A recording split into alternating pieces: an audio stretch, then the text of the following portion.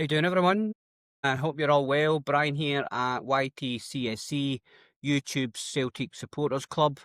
Just coming on today to give my two bobs worth on the new manager, Wilfried Nancy, and just get some comments. What do you think? I have been impressed with him and how he speaks, and just the first glimpse of his training sessions and stuff. Just wanted to come on, get your thoughts, get your comments in, and see what this means for Celtic. And I just have to say, I loved his comment there. Celtic is Celtic.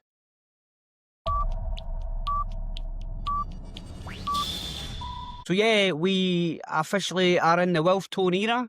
We have brought in Wilfried Nancy, I believe it is, on a 2.5-year deal from Columbus Crew in the MLS. What do you think, YT CSC family? I think the majority of fans have been positive. They like how he talks. A lot of fans are kind of all in. So get your comments in there and let's see what the YTCSC family. Before we get into it, guys, can we just always get us out there, like, share and subscribe. We've been stuck on 1,650 subscribers for, it seems like, ages. I appreciate all your support, but if you can help us grow to the 1888, that would be lovely. So yeah, what did we think of his press conference? He was very respectful of Celtic and Celtic fans. He described us as passionate. He was really pleased with how we've welcomed him, and he wants to make sure that he gets that bond in with the fans. And if he gets hits the ground running, you saw with Ange Postecoglou, and also Brendan Rodgers in his first spell and some of his second spell as well. If the football looks good and we can see progression and fast flowing football, then the fans will buy in straight away. And he believes the fit is good from him as a coach, with his background, his personal background, his kind of professional background, and just our history. It seems to be that he knows who Celtic are, he knows our standards, and he believes it's a good fit, which is good to see. I think he's an intelligent guy. He's probably done his research. Very, very good idea bringing in his backroom team, and I think we'll be getting a new head of recruitment, and I think he's going to work really closely with Paul Tisdale, who seems to be the guy that was kind of driving this, but you don't really see much of him. I don't disagree with that. You know, he's not a kind of fan-facing, customer-facing role. He does what he does behind the scenes, and hopefully he has got done his homework and got us a great manager, which we're all hoping to see. So what's his philosophy? How does he like to play football? He mentioned that he wants Celtic to play offensive football, but also we need defensive solidity because he's attacking football, so there's going to be spaces at the back, and he wants us to attack the ball as soon as possible. Just looking at some of these early training sessions, I like the sound of it. You know, keep the ball head up, and he wants to make the team disgusting to play against. I think maybe a little bit of lost in translation, horrible to play against. He also values structure and cohesion, and he wants players to be adaptable into multiple positions. He mentioned that he wants 2 players per position, which would be good for rotation and hopefully getting that stage with his team where, you know, you've got a starting 11, and in 65 minutes, what Ange used to do, you can take them off 65 minutes, and the players that come on just fit in seamlessly, which was great when we had it with Ange. We used to blow teams away for 65 minutes and bring like for like on, and then it never dropped the quality. So hopefully that's what we're looking at. He did thought it was kind of interesting how he can go in to the building and then within a day and a half, he's like, players need to believe a little bit more in themselves. So hopefully he puts his arm around some players that are maybe struggling and maybe feeling a wee bit left out. clean slate, and everybody's got the same chance. And it's up to them to kind of put their hat in the ring. I liked how he says he wants to kind of give the players clarity, let them know what they expect of him tactically and how he wants to play, and also get consistency and improvement. The big litmus test is tomorrow, Celtic Park against Hearts, and hopefully he's done enough briefly to instill more belief and get us ready for tomorrow's game. And also the players must want to right the wrong of Tynecastle.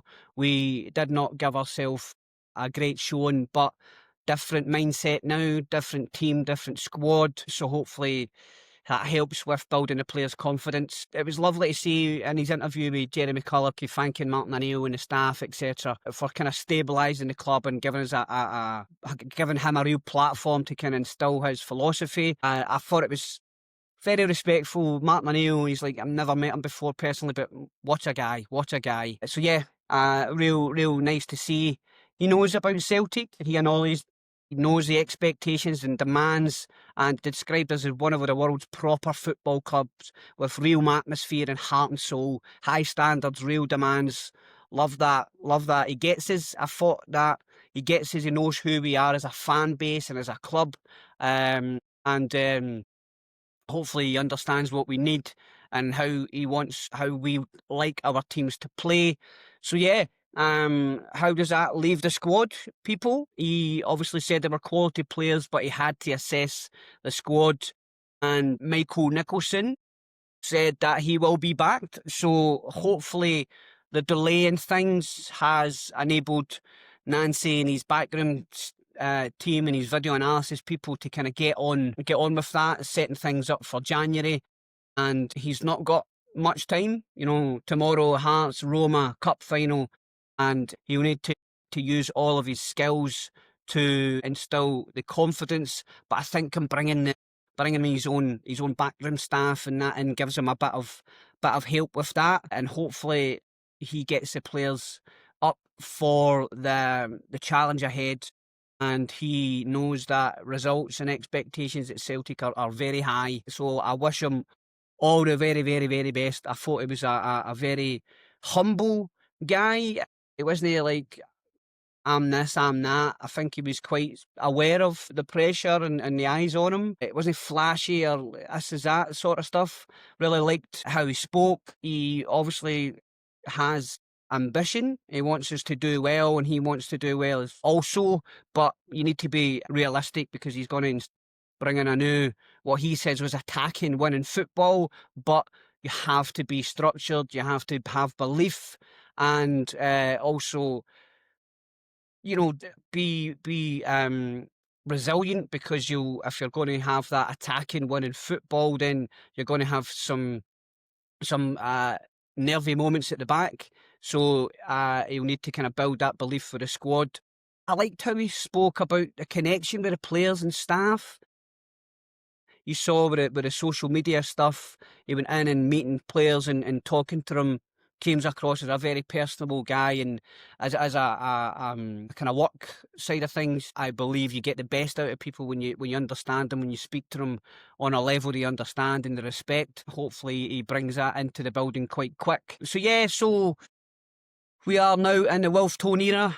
People, what do you think? Let us know in the comments. Do you think he will hit the ground running? Do you think it'll be a bit of a stop-start thing? And let us know what you think this means for Celtic. Hopefully we can get a more proactive, kind of high-pressing style, but with a wee bit of defensive stability. I like how he gets players to play for two different positions, so a bit of flexibility, rotation, fluidity with the style of play as well. And I think with his man management, he seems more focused on building trust and confidence in the squad, and hopefully that gives a little bit more freedom and a bit more structure to players, and gives them a fair crack of the whip. Shin, Yamada, Inamura, Bernardo, Murray, some of the younger players.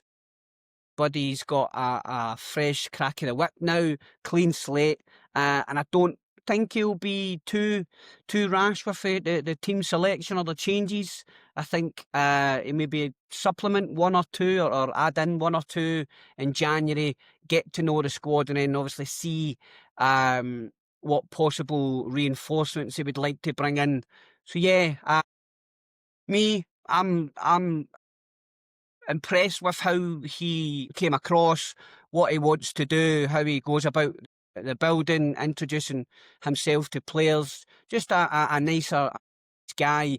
And having a look at the first training session, he's in there, he's in, getting his sleeves rolled up, he's got the boots on with the rest of the guys. It'd be good to see if we keep Stevie Woods as a goalkeeping coach, and I think Gavin Strachan's still around the place.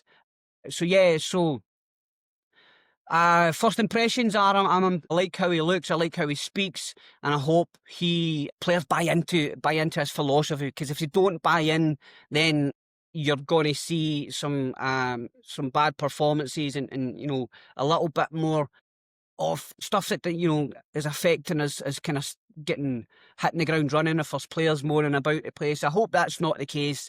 Callum McGregor and Kieran Tierney and the kind of senior leadership guys will obviously hopefully get buy-in and get the other members of the squad to buy in, but I think they're all ready to kind of listen and stuff, and we are a winning squad, so those guys have seen some changes with Rodgers, O'Neill, etc., Postecoglou over the last 5 years, so we should be used to that. But yeah, first impressions for me at the YT CSC is, yeah, let's go. I'm bought in. Let's see how he goes. Tomorrow will be really interesting to see if we can detect any changes in the playing style and the formation. So yeah, so Wolf Tone era starts now.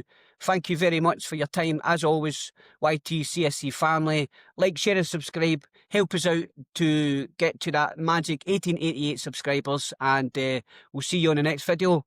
Hail, hail.